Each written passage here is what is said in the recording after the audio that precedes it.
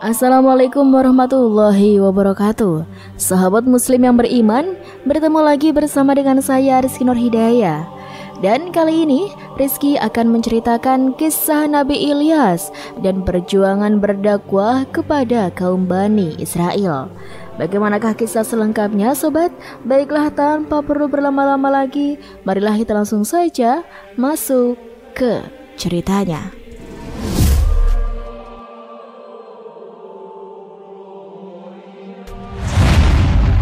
Kisah Nabi Ilyas dijelaskan dalam Al-Quran.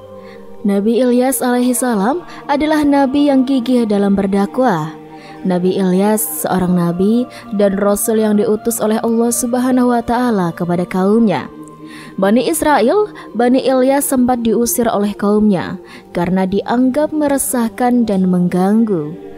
Kaum Nabi Bani Israel itu tak mau menerima ajakan dan dakwah Nabi Ilyas untuk menyembah Allah Subhanahu wa taala. Sebaliknya sobat, mereka malah menyembah dan memuja berhala yang bernama Baal. Inilah kisah Nabi Ilyas dan kaumnya Bani Israel. Kisah Nabi Ilyas ini dijelaskan dalam Al-Quran surat As-Saffat ayat 123 sampai 132 yang berbunyi, sesungguhnya Ilyas adalah salah seorang dari rasul-rasul. Ingatlah ketika dia berkata kepada kaumnya, mengapa kamu tidak bertakwa? Patutkah kamu menyembah Baal atau berhala dan kamu tinggalkan sebaik-baik pencipta, yaitu Allah Subhanahu wa taala, Tuhanmu dan Tuhan bapak-bapakmu yang terdahulu. Dikutip dari asislampedia.com, Nabi Ilyas alaihissalam adalah keturunan dari Harun alaihissalam. Ia diangkat sebagai Nabi Israel setelah kematian Sulaiman alaihissalam. Sulaiman alaihissalam, kerajaan dibagi ketika dia meninggal. Raja Israel saat ini adalah Ahab.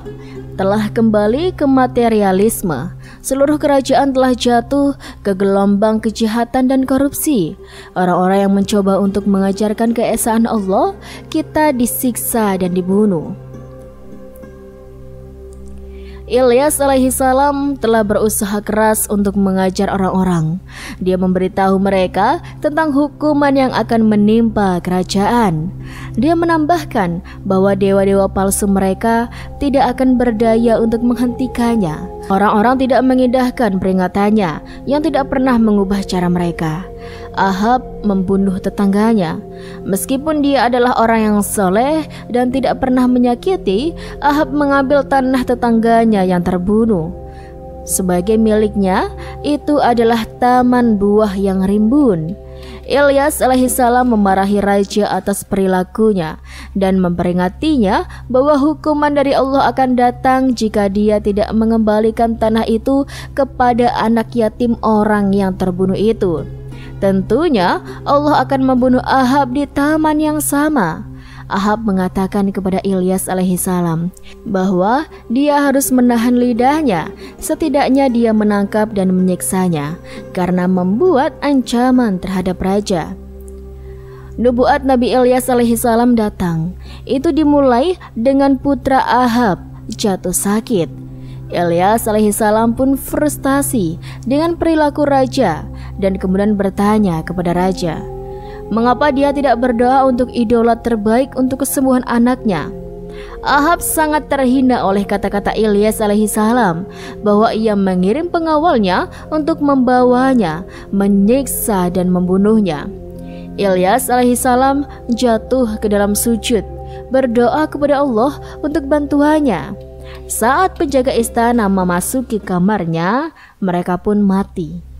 Nubuat Nabi Ilyas alaihissalam melanjutkan seluruh kerajaan berada di bawah kekeringan. Kelaparan melanda orang-orang di kerajaan Ahab. Berlanjut selama 3 tahun. Ilyas alaihissalam memohon kepada Allah menunjukkan belas kasihan kepada orang-orang yang dilanda kelaparan. Orang-orang telah merasakan kekuatan dan otoritas Allah. Orang-orang meminta untuk diampuni. Allah Subhanahu wa taala kemudian menurunkan hujan ke bumi dan mengakhiri kemarau. Ilyas alaihissalam diarahkan oleh Allah Subhanahu wa taala untuk menginformasikan Alyasa alaihissalam bahwa ia menjadi penggantinya. Ilyas lenyap dalam perlindungan Allah. Tak lama setelah itu, seorang raja dari kerajaan tetangga datang dan menaklukkan negeri itu. Ahab dan istrinya kami dibunuh di taman yang telah mereka curi bertahun-tahun sebelumnya. Dan kami berikan kepadanya Ishak dan Yakub, masing-masing telah kami beri petunjuk, dan Nuh telah kami beri petunjuk sebelumnya. Dan dari keturunannya Daud dan Sulaiman, Ayub dan Yusuf, dan Musa dan Harun. Dan demikianlah kami memberikan balasan kepada orang-orang yang berbuat baik kepada orang lain. Dan Zakaria dan Yahya dan Isa dan Ilyas semua orang baik. Quran Surat Al-An'am ayat 84-85. Dan Ilyas adalah yang paling pasti dari para rasul. Ketika dia berkata kepada kaumnya, apakah kamu tidak menjaga melawan kejahatan? Apakah kamu memanggil Baal dan meninggalkan yang terbaik dari pencipta Allah, Tuhanmu dan Tuhan nenek moyangmu dahulu kala? Tetapi mereka menyebutnya pembohong. Oleh karena itu, mereka pasti akan diangkat Allah orang-orang yang disucikan, dan kami abadikan baginya pujian di antara generasi berikutnya. Salam sejahtera di Ilyas. Demikianlah kami memberi balasan kepada orang-orang yang berbuat baik. Sesungguhnya dia adalah salah satu dari hamba-hamba kami yang beriman. Quran Surat Safat ayat 123-132. Dalam tafsir Ibnu Arabi dijelaskan bahwa Nabi Ilyas sama seperti Nabi Idris, seorang nabi sebelum Nuh yang telah diberikan derajat yang tinggi oleh Allah Subhanahu wa taala. Dia terletak di hati 7 benda samawi atau aflak yang merupakan matahari, falak, asyam. Ia dikirimkan ke perkampungan Baalbek. Baal artinya nama sebuah berhala, Bek artinya penguasa di tempat tersebut. Berhala Baal menjadi istimewa bagi penguasaannya. Ibnu Arabi menjelaskan ketika Nabi Ilyas sedang diperintahkan oleh Allah Subhanahu wa taala untuk berdakwah di kota Baalbek. Ibnu Arabi menggunakan kalimat yang multitafsir. Tidak semua masyarakat mengerti artinya. Dia terletak di hati 7 benda samawi atau aflak yang merupakan matahari, falak, asyam. Namun Ibnu Arabi tidak menghilangkan aspek-aspek dari sejarah. Tetapi kendala bahasa membuat masyarakat luas memungkinkan tidak dapat mengerti apa yang dimaksud dalam tafsir ini. Mukjizat Nabi Ilyas dapat membangkitkan orang yang sudah mati. Ketika musim kemarau yang sangat panjang, Nabi Ilyas bertemu dengan seorang wanita tua yang sedang membawa sedikit air dan gandum.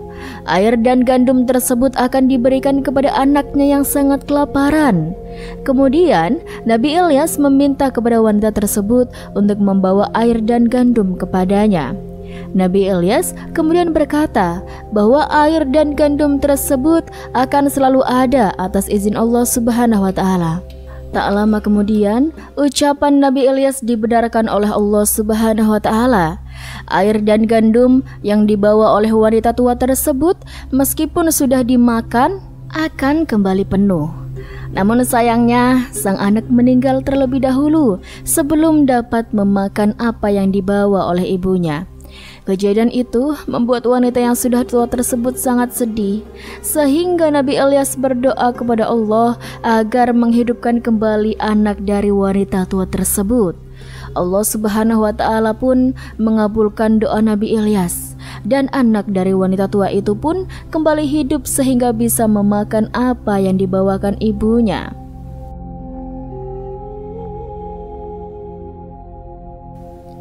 Ketika Nabi Ilyas mendapat serangan dan dikejar dari kaum Bani Israel, Nabi Ilyas lari sangat kencang sehingga mendahului kencangnya kereta milik Raja Arab.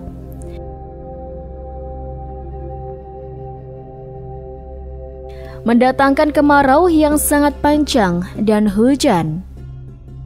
Nabi Ilyas memiliki mukjizat yang mampu mendatangkan kemarau panjang dan hujan atas izin Allah Subhanahu wa Ta'ala.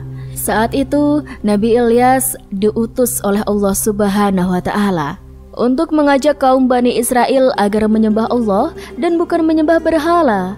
Saat itu, Nabi Ilyas berdoa, meminta didatangkan siksa bagi kaum Bani Israel karena membangkang, tidak mau menyembah Allah. Akhirnya, Allah memberikan azab berupa kemarau yang panjang. Setelah kemarau panjang tersebut, Allah Subhanahu wa Ta'ala mendatangkan hujan berkat doa Nabi Ilyas alaihissalam. Mampu bertahan hidup dalam kemarau yang panjang. Meskipun terjadi kemarau yang sangat panjang, Nabi Ilyas dapat bertahan hidup dengan pertolongan yang Allah berikan. Waktu itu, ketika Nabi Ilyas bersembunyi di gua dari kerajaan kaum Bani Israel, atas izin Allah Subhanahu wa Ta'ala, ada seekor burung gagak yang membawakan makanan untuk Nabi Ilyas yang tengah bersembunyi di dalam gua. Selamat dari kejaran istri Raja Ahab yang kejam. Saat istri dari Raja Ahab mengetahui bahwa berhala yang disembahnya telah dihancurkan oleh Nabi Ilyas, istri Raja Ahab sangat marah dan bersumpah akan menangkapnya serta membunuh Nabi Ilyas. Istri Raja Ahab dan prajuritnya pun mencari keberadaan Nabi Ilyas. Saat itu, Nabi Ilyas tengah bersembunyi di dalam gua dan persembunyiannya telah diketahui oleh istri Raja Arab. Ketika hendak melakukan aksinya untuk membunuh Nabi Ilyas, Allah mendatangkan azab berupa gempa bumi yang sangat dahsyat, sehingga membuat istri Raja Ahab dan prajuritnya tertimpa longsor dari gunung. Mampu menyembuhkan orang sakit. Mukjizat lain yang Allah berikan kepada Nabi Ilyas adalah dapat menyembuhkan orang sakit keras. Saat itu, Nabi Ilyas sedang berbaring karena sakit yang diderita sejak lama. Atas izin Allah Subhanahu wa Ta'ala, melalui doa, Nabi Ilyas dapat sembuh dari penyakitnya. Keistimewaan Nabi Ilyas antara lain, beliau sabar. Nabi Ilyas diberikan keistimewaan oleh Allah berupa kesabaran yang sangat tinggi, terutama dalam menghadapi kaum Bani Israel yang selalu membangkang pada ajaran yang Nabi Ilyas yang disampaikan dan selalu menentang ajaran Allah Subhanahu wa Ta'ala. Dengan kesabaran yang kuat, akhirnya Nabi Ilyas dapat menjalankan dakwahnya dengan lancar. Taat beribadah. Nabi Ilyas adalah sosok yang taat dalam beribadah kepada Allah Subhanahu wa Ta'ala. Nabi Ilyas selalu mematuhi ajaran yang diperintahkan Allah Subhanahu wa Ta'ala dan selalu menjauhi larangannya. Dalam perjalanan hidupnya, Nabi Ilyas selalu mengutamakan beribadah dan meninggalkan keduniawian. Suka menolong sesama. Nabi Ilyas diberikan keistimewaan oleh Allah Subhanahu wa Ta'ala berupa hati yang lapang dan suka menolong sesamanya. Orang-orang yang telah menyakiti dan mencoba membunuhnya pun tetap ia tolong dengan penuh keikhlasan. Itulah kisah Nabi Ilyas dan keistimewaannya yang dimiliki oleh Nabi Ilyas. Semoga dari kisah ini bisa bermanfaat dan bisa menjadi pembelajaran bagi kita semuanya. Dan seperti biasa sobat, kalau sobat suka dengan video ini, jangan lupa dukung channel ini dengan cara klik like, komen, subscribe, dan nyalakan lonceng notifikasinya ya. Rizky juga ucapan terima kasih banyak buat teman-teman semuanya yang sudah dukung.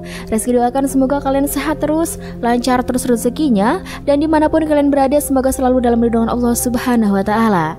Terima kasih, sekian dari Rizky pamit undur diri. Wassalamualaikum warahmatullahi wabarakatuh.